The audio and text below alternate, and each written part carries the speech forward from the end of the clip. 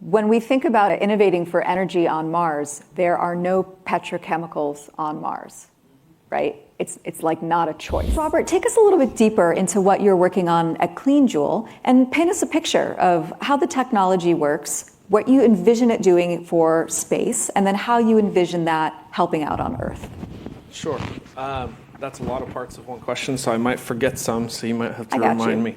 But specifically what we do is we use metabolically engineered microbes to produce hydrocarbons, and then we use synthetic organic chemistry to transform the hydrocarbons into performance-advantaged fuels. So essentially what you're looking at is a domestic, wherever domestic may be, homebound production system for hydrocarbons not relying on petroleum that is using CO2 from the atmosphere.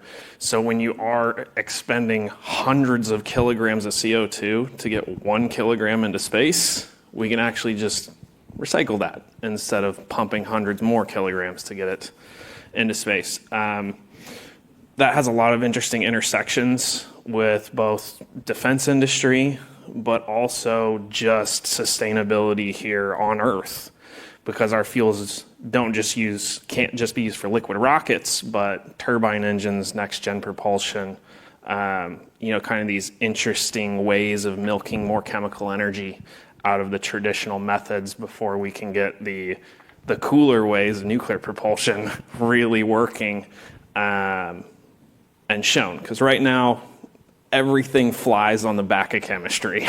It just does. And until we can get out of that, we need to be able to do it in a method that we don't microwave our own planet.